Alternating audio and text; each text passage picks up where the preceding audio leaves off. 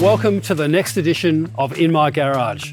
This time we'll take a look at one of WA's oldest and probably most valuable police cars. It's also one of the longest serving, having spent 17 years in the ownership of the WA Police. I'm here with owner Jim Runciman, who's been caring lovingly for the car since 1978. Jim, thank you so much for joining us today. Can you please tell us what's in your garage? Let's have a look, Alex. Please show us.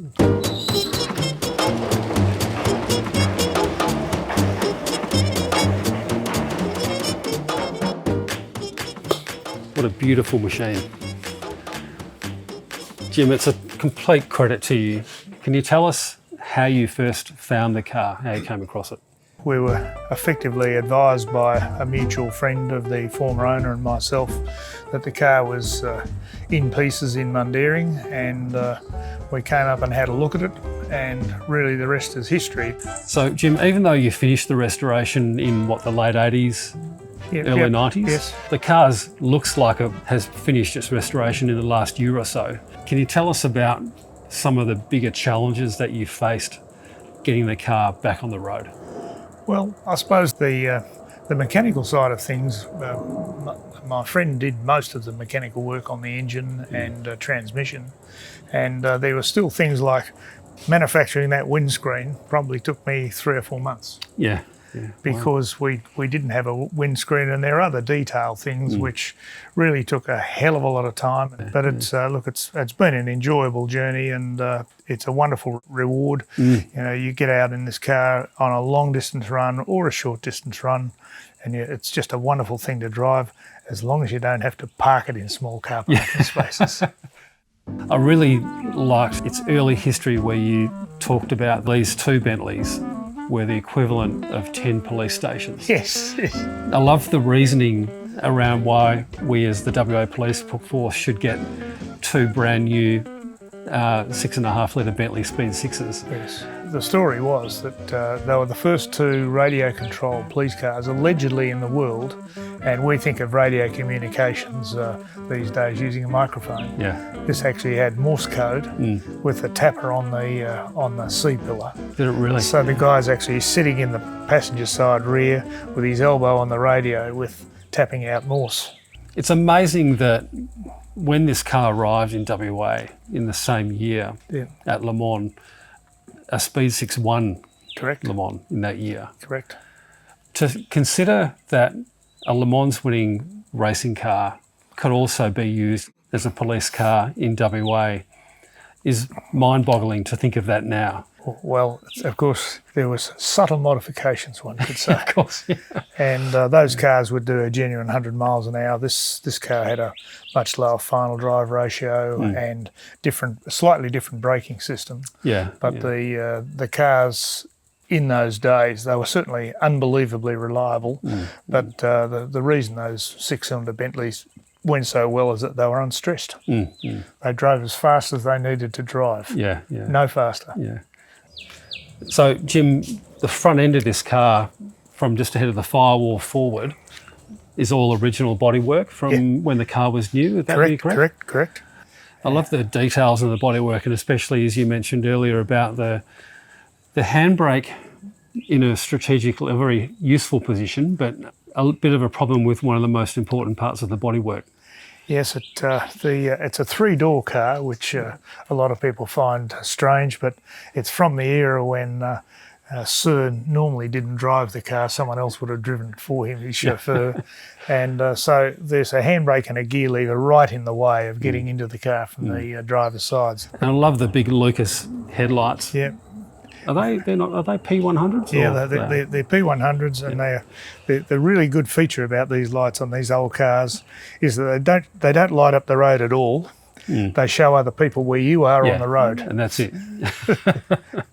All the electrics on the car are original, even the tail lights. It's an original tail light, and the brakes and the dampers and so on. They're very, very good for the age of the car. And of course, the engine's actually a single overhead camshaft, 4 valves per cylinder, which... that's pretty high tech, isn't it? That's 1930. Yeah. It's impressive. Do you know one of my favourite aspects of looking at the front of this car It's not really the styling, it's just that there's lots of bugs in your radiator, which tells a great story about how you feel about using your car. It's done two 5,000 kilometre trips in South Africa. It's been from here to Melbourne over the Nullarbor, and it's been from Melbourne to Port Douglas on a vintage Bentley tour. Yeah.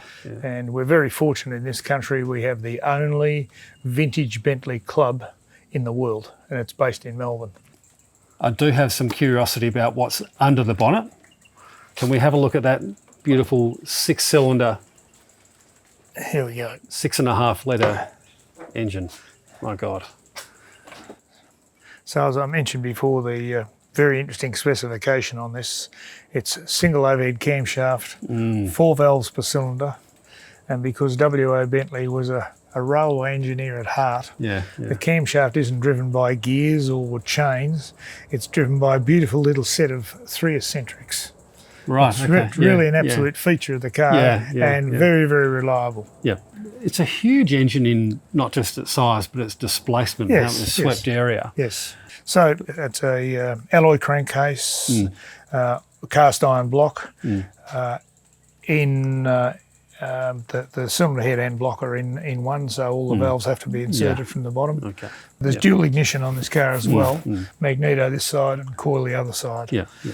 And this here, is this... It's actually the fuel pump, basically. It's called, pardon me, an auto vac. Yeah. And it draws fuel from the fuel tank up here by using the engine vacuum. Yeah, okay. Then it's gravity fed to the cars, to the carbs. Yeah, okay. What sort of power outputs are you looking at with this sort of... I'm told it's about 170 horsepower, but out of 6.5 litres, which, think about that, it's the same size as a 351 Ford. And it just has got a lot of grunt. Well, you've been such a brilliant steward of this car, Jim, to keep it on the road and in the condition that it's in. Thank you, Alex. It's, I think it's almost a community service getting it out and showing people what these cars not just look like, but how they sound and what they look like going down the road. Okay, Jim, we're both on this side of the car. That's the driver's side. Why are we hopping in through this side? Well, Alex, this car has 3 doors. There's a gear lever and a handbrake outside the other side, so I've got to get in first from this side. Okay. If you get 2 feet on the floor, once you get up over there and drop in the seat, you'll probably find that the easiest way to do it. Okay.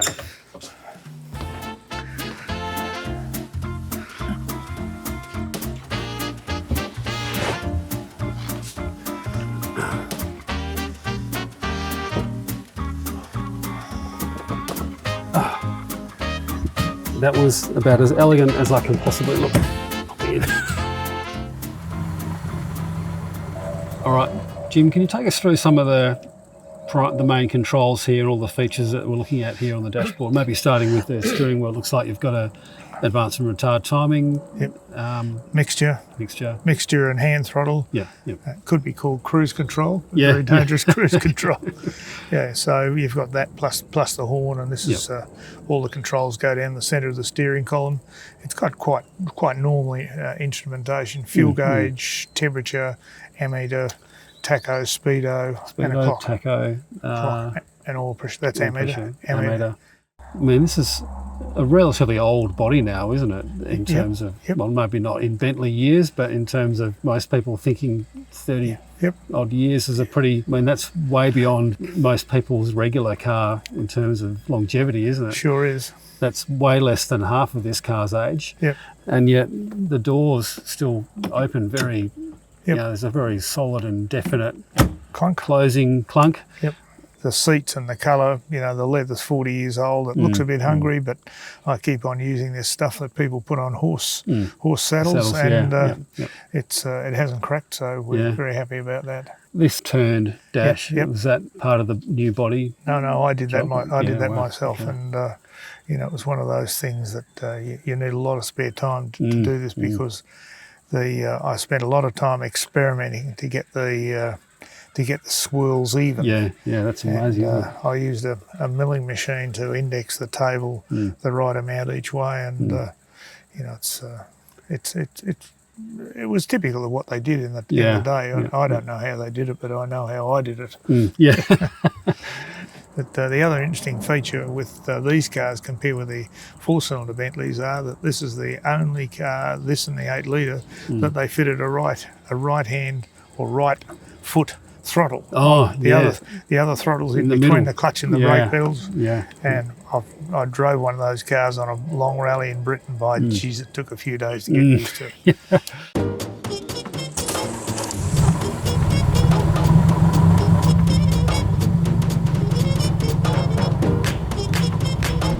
Okay, Jim, can you tell us what this car's like to drive and how different it is from a regular modern vehicle? Well, the thing it's probably nearest to, Alex, is a big truck from the 30s or 40s, because it's got a non-synchronised or a crash gearbox, and the steering's very heavy.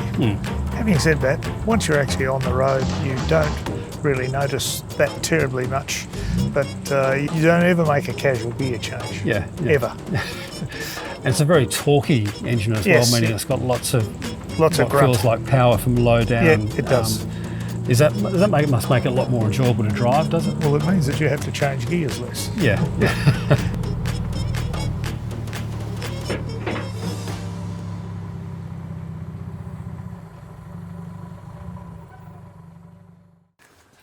Well, Jim, thanks again for showing us this really beautiful and important piece of WA motoring history. It's been a pleasure. Thanks, Alex. Absolute pleasure.